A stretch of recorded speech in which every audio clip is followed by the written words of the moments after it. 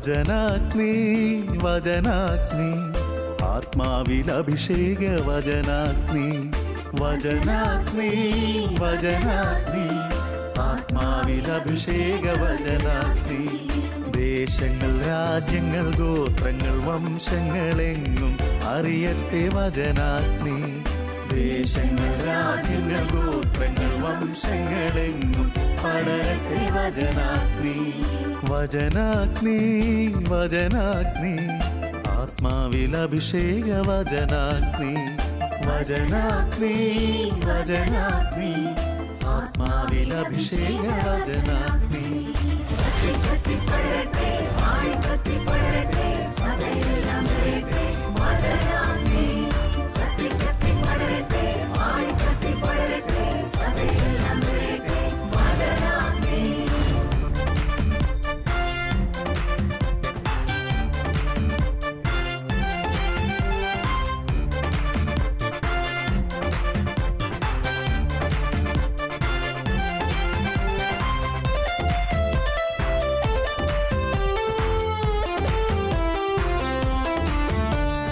അഗ്നി അയക്കുന്ന തിരുവചനം അത്ഭുതങ്ങൾ ഉളവാക്കും വചനം അഗ്നി അയക്കുന്ന തിരുവചനം അത്ഭുതങ്ങൾ ഉളവാക്കും വചനം വിശ്വാസമേകുന്ന തിരുവചനം മാംസമായി തീർന്നൊരു ദൈവവചനം വിശ്വാസമേകുന്ന തിരുവചനം മാംസമായി തീർന്നൊരു ദൈവവചനം വചനാഗ്നി വചനാഗ്നി ആത്മാവിൽ അഭിഷേക വചനാഗ്നി വചനാഗ്നി വചനാഗ്നി ആത്മാവിൽ അഭിഷേക വചനാഗ്നി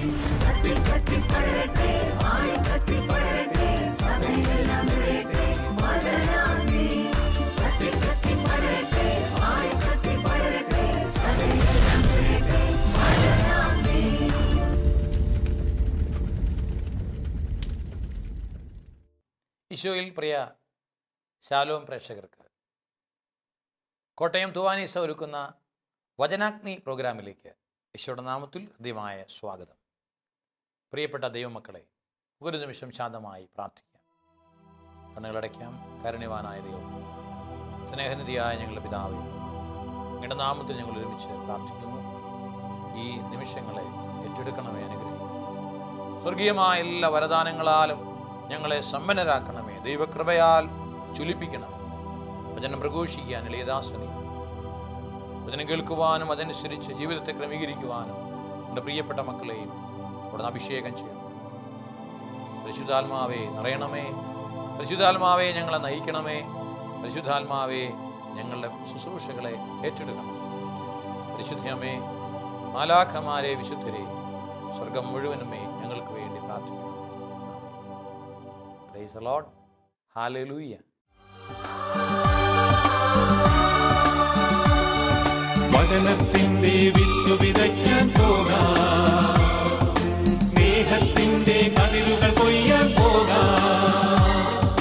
വചനത്തിന്റെ വിത്ത് വിതയ്ക്കാൻ പോകാം, സ്നേഹത്തിന്റെ കതിരുകൾ കൊയ്യാൻ പോകാം.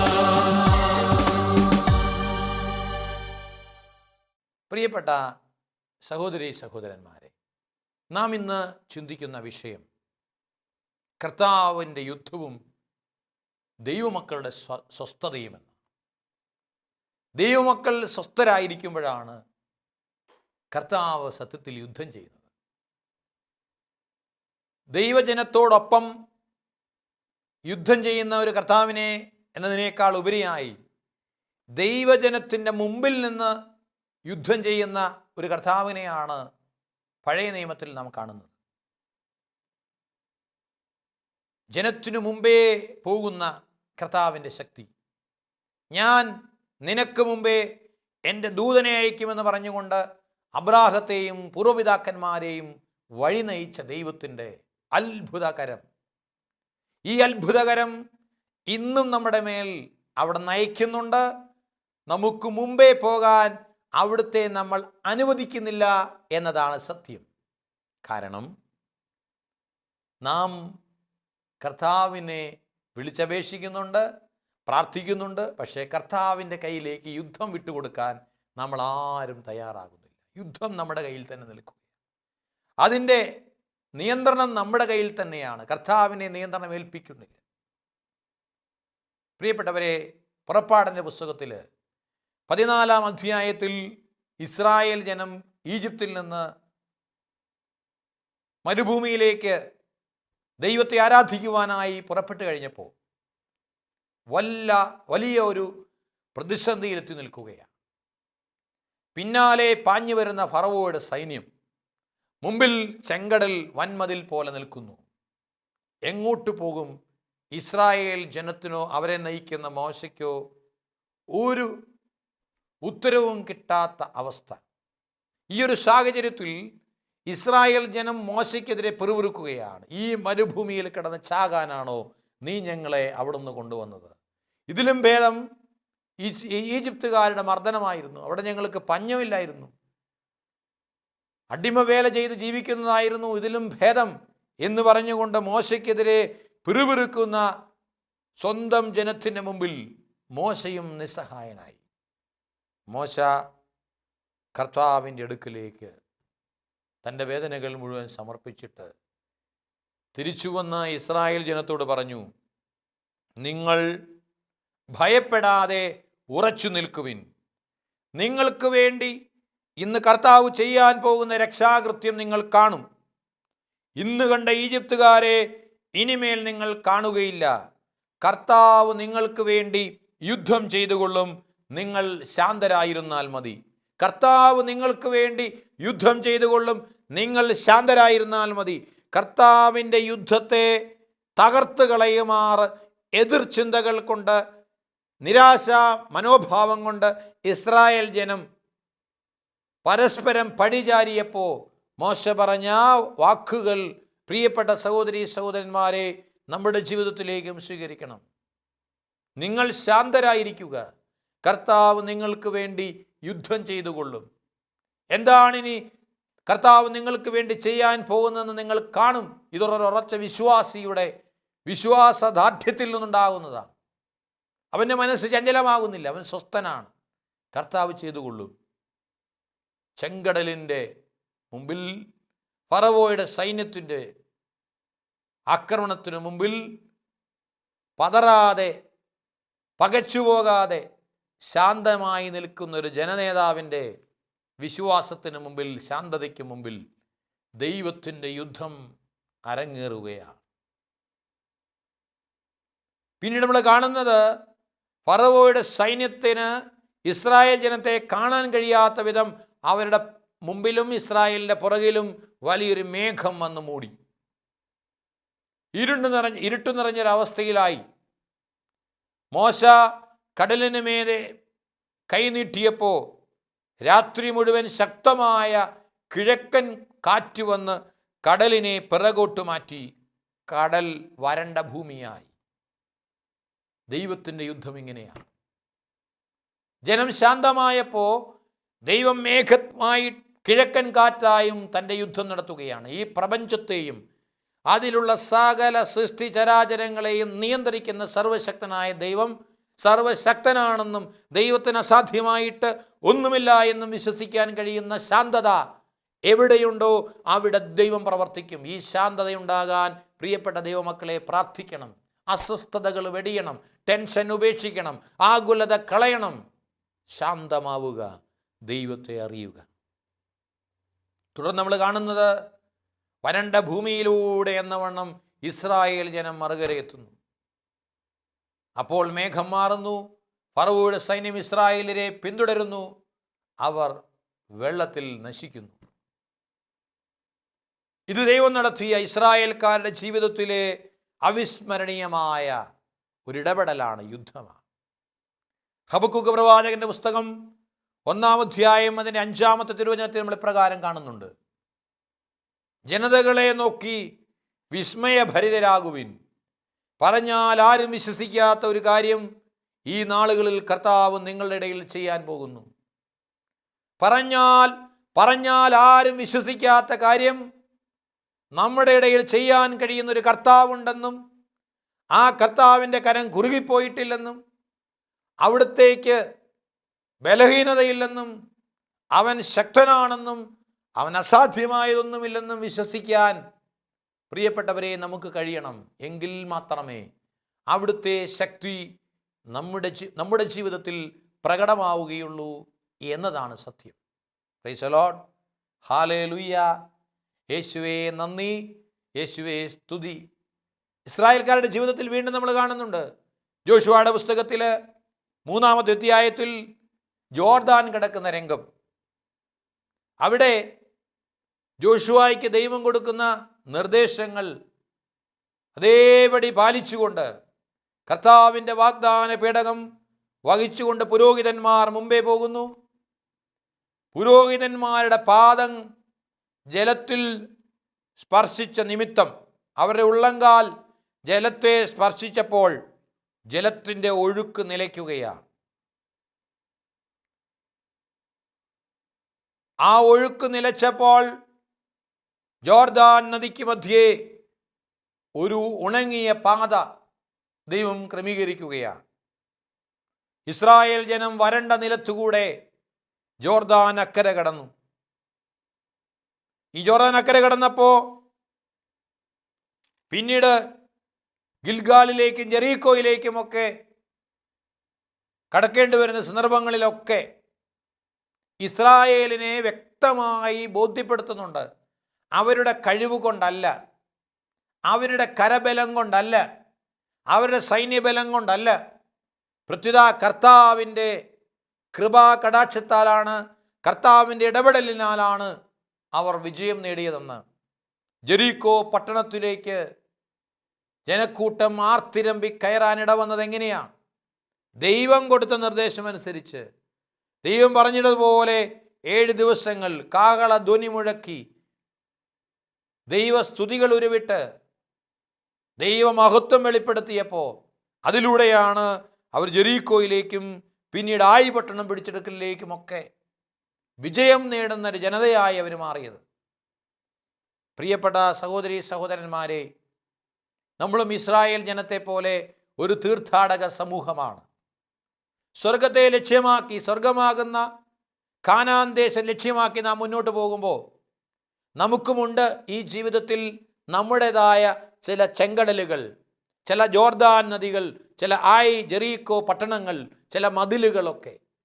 എങ്ങനെ ഈ മതിലുകളെ തകർക്കാം, എങ്ങനെ ഈ ചെങ്കടലുകൾ ഭേദിച്ചക്കരയെത്താം, എങ്ങനെ ഈ പ്രതികൂലതകളെ മറികടക്കാം എന്ന് നാം ചിന്തിക്കുമ്പോൾ നമ്മുടേതായ വഴികളെക്കുറിച്ച് ചിന്തിക്കുന്നതിന് മുമ്പ് സർവശക്തനും എല്ലാറ്റിനെക്കുറിച്ചും വ്യക്തമായ പദ്ധതിയുമുള്ള ദൈവത്തിൻ്റെ ഹിതമാരായുവാനും ദൈവം യുദ്ധം ചെയ്യാനായി നമ്മുടെ ജീവിതത്തെ വിട്ടുകൊടുക്കുവാനും കഴിയുമ്പോൾ മാത്രമേ ദൈവീക പ്രവർത്തികൾ നമ്മുടെ ജീവിതത്തിൽ പ്രകടമാവുകയുള്ളൂ. Praise the lord. ഹല്ലേലൂയ. യേശുവേ നന്ദി, യേശുവേ സ്തുതി, യേശുവേ ആരാധന. 23 വർഷത്തെ ദാമ്പത്യ ജീവിതത്തിനിടയിൽ ഒരു തരി പോലും സന്തോഷം അനുഭവിക്കാൻ കഴിയുന്നില്ല എന്ന് വിഷമിച്ചിരിക്കുമ്പോഴും എൻ്റെ ദൈവം എന്നെ ഏൽപ്പിച്ച എൻ്റെ ജീവിത പങ്കാളിയുടെ വിശുദ്ധീകരണമാണ് എന്നിലൂടെ ദൈവം ആഗ്രഹിക്കുന്നത് എന്ന ചിന്തയോടെ ഒരു പരാതിയുമില്ലാതെ ദൈവം തരുന്നതെന്തും സന്തോഷത്തോടെ സ്വീകരിച്ച് ഒരു ബലിയായി സമർപ്പിക്കുമെന്ന് പറഞ്ഞ ഒരു സഹോദരി തൻ്റെ 23 വർഷത്തെ സഹനത്തിനൊടുവിൽ തൻ്റെ ഭർത്താവിനെ ദൈവത്തിൻ്റെ അത്ഭുതകരമായ ഇടപെടലിലൂടെ കുംഭസാരം എന്ന കുദാശയിലേക്കും അതുവഴി ജീവിത നവീകരണത്തിലേക്കും ആനയിക്കുവാൻ ഇടയായ ഒരു സംഭവം ഞാനിപ്പോൾ ഓർക്കുകയാണ്. ഒത്തിരിയേറെ വിഷമതയോടെ, ഒത്തിരി സങ്കടത്തോടെയാണ്. പക്ഷേ അവിടെ പ്രത്യാശ നഷ്ടപ്പെടുത്താതെ ശാന്തതയിൽ ദൈവഹിതത്തിന് പൂർണ്ണമായും തന്നെ സമർപ്പിച്ച് വിധേയപ്പെട്ട് ആ സഹോദരി തൻ്റെ ഭർത്താവിനെ സമർപ്പിച്ചപ്പോൾ കർത്താവ് അവിടെ യുദ്ധം ചെയ്യുകയാണ്. അദ്ദേഹത്തിൻ്റെ മനസ്സാന്തരത്തിന് കാരണമായത് പെട്ടെന്നുണ്ടായ ഒരപകടമാണ്. ഈ അപകടത്തിൽ ശരീരത്തിന് അല്പം കേടുപാടുകൾ സംഭവിക്കാൻ ദൈവം അനുവദിച്ചു. എന്നാൽ ദൈവം ലക്ഷ്യമിട്ടത് ആ മകൻ്റെ ആത്മാവിനെയായിരുന്നു. ഈ മകളുടെ ശാന്തതയോടെയുള്ള പ്രാർത്ഥനയ്ക്ക് ഉത്തരമായി എൻ്റെ ജീവിത പങ്കാളി നശിച്ചു പോകരുതേ എന്നുള്ള അദമ്യമായ ദാഹത്തോടെയുള്ള പ്രാർത്ഥനയ്ക്ക് ഉത്തരം നൽകിക്കൊണ്ട് ദൈവമായ കർത്താവ് ദൈവിക ഇടപെടലിലൂടെ ആ മകൻ്റെ ആത്മാവിനെ കുംഭസാരം എന്ന കൂദാശയിലൂടെ കഴുകി വിശുദ്ധീകരിച്ച് ദൈവദത്തമായ പരിശുദ്ധാത്മാവിനെ ഉജ്ജ്വലിപ്പിച്ച് പഴയ മനുഷ്യനെ ഉരിഞ്ഞു മാറ്റി യേശുവിൻ്റെ സ്നേഹവും യേശുവിൻ്റെ സാദൃശ്യവും നിറഞ്ഞ ഒരു പുതിയ മനുഷ്യനാക്കി മാറ്റിയെങ്കിൽ കർത്താവ് ഇന്നും യുദ്ധം ചെയ്യുന്നുണ്ട് എന്നതിൻ്റെ തെളിവാണ്. ഇസ്രായേൽ ജനത്തിൻ്റെ ജീവിതത്തിൽ രാഷ്ട്രീയമായ, ഭൗതികമായ, സൈനികമായ യുദ്ധങ്ങളിലൂടെ അവരെ വിജയത്തിലെത്തിച്ചൊരു കർത്താവിനെ നമ്മൾ കാണുന്നുണ്ട് എങ്കിൽ, പ്രിയപ്പെട്ടവരെ, പുതിയ നിയമത്തിൽ നാം കാണുന്നത് ഒരാത്മീയ സമരത്തെക്കുറിച്ചാണ്. ആത്മീയ സമരത്തിൽ യുദ്ധം ചെയ്യുന്ന ഒരു ദൈവം. ഈ യുദ്ധത്തിൽ മനുഷ്യരായ നമ്മൾ എന്താണ് ചെയ്യേണ്ടത്? നമ്മൾ ആയുധങ്ങൾ എടുത്താൽ മതി, ദൈവം യുദ്ധം ചെയ്തുകൊള്ളും. Praise the lord. ഹല്ലേലൂയ, ഹല്ലേലൂയ. പൗലോസ് അപ്പോസ്തലൻ അതാ പറയുന്നേ, നിങ്ങൾ ദൈവത്തിൻ്റെ എല്ലാ ആയുധങ്ങളും ധരിക്കുവിൻ. ദൈവത്തിൻ്റെ ആയുധങ്ങൾ ധരിക്കുമ്പോൾ ദൈവമാണ് യുദ്ധം ചെയ്യുന്നത്. സത്യം അത് ദൈവത്തിൻ്റെ ആയുധമാണ്. സത്യം കൊണ്ട് അരമുറുക്കണം. നീതി അത് ദൈവിക സ്വഭാവമാണ്. നീതിമാനാണ് ദൈവം. നീതിയുടെ കവചം ധരിക്കണം. സമാധാനത്തിൻ്റെ സുവിശേഷത്തിന് ഒരുക്കമാകുന്ന പാദരക്ഷകൾ അണിയണം. അത് ദൈവത്തിൻ്റെ ആയുധമാണ്. രക്ഷ അതായിരിക്കണം നിങ്ങളുടെ പടത്തൊപ്പി. ദുഷ്ടന്റെ ജ്വലിക്കുന്ന കൂരമ്പുകളെ കെടുത്തുന്ന വിശ്വാസത്തിൻ്റെ പരിച, ആത്മാവിൽ ദൈവവചനമാകുന്ന വാള്, ഈ ആയുധങ്ങൾ ധരിക്കാനേ പറഞ്ഞിട്ടുള്ളൂ. യുദ്ധം ചെയ്യുന്നത് ആരാ? ദൈവികമായ ആയുധങ്ങൾ ധരിക്കുമ്പോൾ ദൈവമാണ് അവിടെ യുദ്ധം ചെയ്യുന്നത്. Price the lord. ഹല്ലേലൂയ. നമ്മുടെ ജീവിതങ്ങളിൽ ഈ യുദ്ധം നടത്താൻ ദൈവത്തെ അനുവദിക്കണം. പ്രിയപ്പെട്ടവരെ, ദൈവത്തിൻ്റെ കരങ്ങളിലേക്ക് ജീവിത പ്രതിസന്ധികളെ വിട്ടുകൊടുക്കാൻ തയ്യാറാകണം. പൂർണ്ണ സമർപ്പണം നടത്താൻ തയ്യാറാകണം. അല്ലാതെ ദൈവത്തിന് യുദ്ധം ചെയ്യാനാവില്ല. ദൈവം ഇടപെടണം. നമ്മളൊക്കെ അല്പനാളത്തെ പ്രാർത്ഥനയ്ക്ക് ശേഷം നിരാശയിലേക്ക് പോവും. അവിടെയാണ് നമ്മുടെ പരാജയം.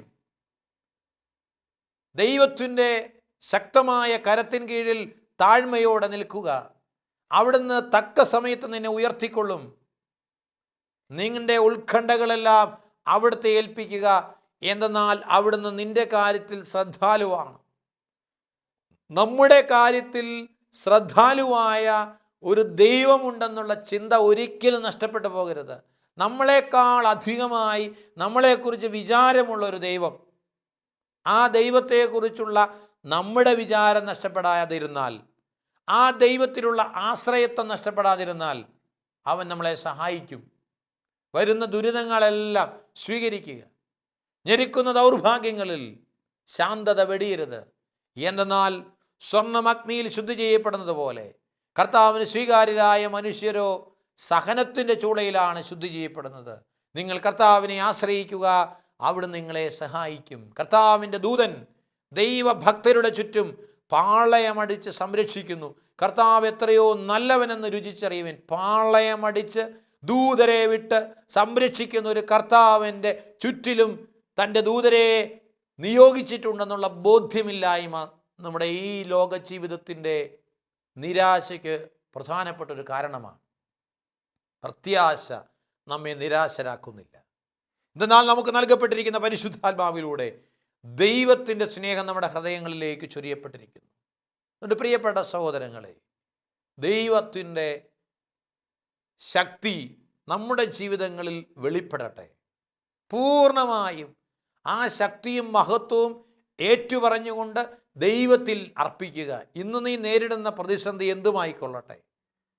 സാമ്പത്തികമായ പ്രതിസന്ധിയായിരിക്കാം, രോഗപീഠകളായിരിക്കാം, മക്കളെക്കുറിച്ചുള്ള ആകുലതകളായിരിക്കാം, അവരുടെ ഭാവിയെക്കുറിച്ചുള്ള ഉത്കണ്ഠകളായിരിക്കാം, അവരുടെ സ്വഭാവ ദൂഷ്യമായിരിക്കാം, കുടുംബജീവിതത്തിൻ്റെ തകർച്ചയായിരിക്കാം, ഭാര്യ ഭർത്തൃബന്ധത്തിൻ്റെ ശിഥിലീകരണമായിരിക്കാം, പരസ്പര ബന്ധത്തിൻ്റെ തകർച്ചയായിരിക്കാം. ഏത് പ്രശ്നമാണെങ്കിലും ആ പ്രശ്നത്തേക്കാൾ വലിയവനും അതിലിടപെട്ട് നിനക്ക് വേണ്ടി യുദ്ധം ചെയ്ത് ഈ പ്രശ്നത്തിൽ നിന്നെ വിജയിപ്പിക്കാൻ കഴിയുന്നവനുമായ ഒരു ദൈവമുണ്ട് എന്ന ശക്തമായ വിശ്വാസം നിന്റെ ഹൃദയത്തെ ഭരിക്കട്ടെ. ആ വിശ്വാസത്തിൽ അടിയുറച്ചു നിന്നുകൊണ്ട് ദൈവത്തിൻ്റെ ശക്തമായ കരങ്ങളിലേക്ക് നിന്റെ പ്രശ്നങ്ങളെ വിട്ടുകൊടുത്ത് ദൈവിക ഇടപെടൽ അതിവേഗം നടക്കുവാൻ തക്കവിധമുള്ളൊരു ശാന്തത നിന്റെ ഹൃദയത്തിൽ നിറയ്ക്കുവാൻ, നിന്റെ അസ്വസ്ഥതകളെ, നിന്റെ ആകുലതകളെ, നിന്റെ ഉത്കണ്ഠകളെ ദൈവത്തിന് മുമ്പിൽ അർപ്പിച്ച് ദൈവത്തിലുള്ള വിശ്വാസത്തോടെ നീ അനുഭവിക്കുന്ന ഒരു സമാധാനം, നീ അനുഭവിക്കുന്ന ഒരു ശാന്തത നിന്റെ ഹൃദയത്തെ ഭരിക്കുമ്പോൾ അവിടെ ദൈവശക്തി വെളിപ്പെടുകയാണ്, ദൈവകൃപയൊഴുകുകയാണ്, പരിശുദ്ധാത്മാവ് ഇടപെടുകയാണ്, ദൈവത്തിൻ്റെ അനന്തമായ മഹത്വം നിന്റെ ജീവിതത്തിൽ പ്രകടമാവുകയാണ്. ആ ഒരു ദിനമാണ് കർത്താവ് നിനക്കായി ഒരുക്കുന്ന അനുഗ്രഹത്തിൻ്റെ ദിനം. പറഞ്ഞാൽ ആരും വിശ്വസിക്കാത്ത അത്ഭുത കൃപകളാൽ ദൈവം നിന്റെ ജീവിതത്തെ അനുഗ്രഹിക്കും. നീ മറ്റുള്ളവർക്കൊരു അത്ഭുതമായി മാറും, മറ്റുള്ളവർക്ക് നീ ഒരു സാക്ഷ്യമായി മാറും. നിന്റെ ജീവിതം തന്നെ അനേകർക്ക് ദൈവത്തിലുള്ള വിശ്വാസത്തിന്, ദൈവത്തിലുള്ള ആശ്രയത്വത്തിന് പ്രേരണയായി മാറും. ഈ ഒരു വലിയ അഭിഷേകം ഈ ദിവസം നമ്മളിലേക്ക് നിറയട്ടെ. നമ്മുടെ പ്രശ്നങ്ങൾ എന്തുമാകട്ടെ, പ്രതികൂലതകൾ എന്തുമാകട്ടെ, ഇതിലേക്ക് യുദ്ധം ചെയ്യുന്നൊരു കർത്താവിനെ വിളിക്കാം. നമ്മുടെ യുദ്ധം നിർത്താം, നമ്മുടെ ആയുധങ്ങൾ ദൈവത്തിൻ്റെതാക്കാം, നമ്മുടെ ആയുധങ്ങൾ അവസാനിപ്പിക്കാം, നമ്മുടെ ആയുധങ്ങൾ മാറ്റിവെച്ചിട്ട് ദൈവത്തിൻ്റെ ആയുധങ്ങൾ എടുത്തുകൊണ്ട് ദൈവത്തിൻ്റെ വേഷത്തിൽ ദൈവം യുദ്ധം ചെയ്യാൻ തക്ക വിധത്തിൽ നമ്മുടെ ജീവിതങ്ങളെ സമർപ്പിക്കാം. നമ്മളായിരിക്കുന്നിടങ്ങളിൽ ശാന്തമായി കണ്ണുകളടച്ച് നമുക്കും പ്രാർത്ഥിക്കാം.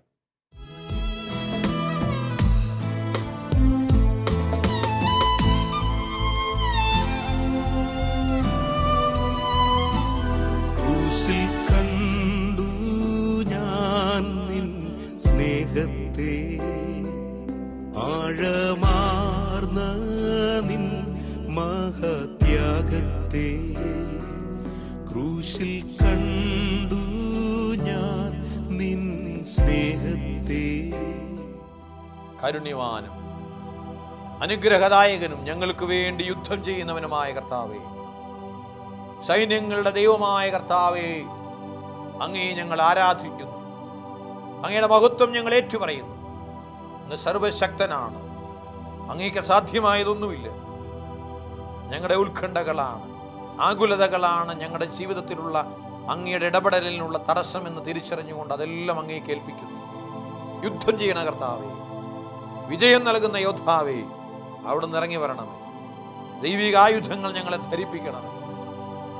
അലർന്ന സിംഹത്തെ പോലെ ആരെ വിഴുങ്ങണമെന്നറിയാതെ ചുറ്റി നടക്കുന്ന സാത്താന്റെ കുടിലതന്ത്രങ്ങളെ ചെറുത്തു തോൽപ്പിക്കുവാൻ ഞങ്ങൾക്ക് അഭിഷേകം തരണമേ. ഞങ്ങൾക്ക് വേണ്ടി അങ്ങ് മുമ്പേ പോയി യുദ്ധം ചെയ്യണമേ.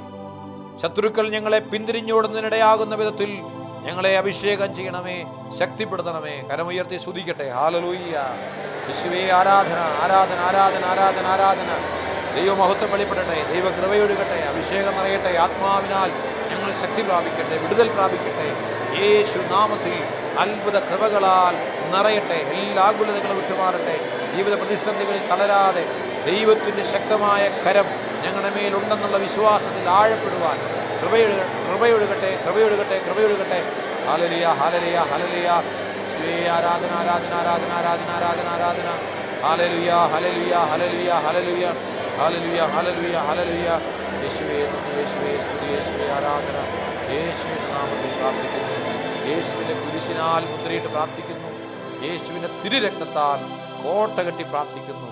വിജയം നൽകുന്ന കർത്താവിൻ്റെ വിജയത്തിനടയാളമായ കുരിശിനാൽ ഞങ്ങളെല്ലാവരും മുദ്രിതരാകട്ടെ, വിജയം നേടട്ടെ. ആമീൻ.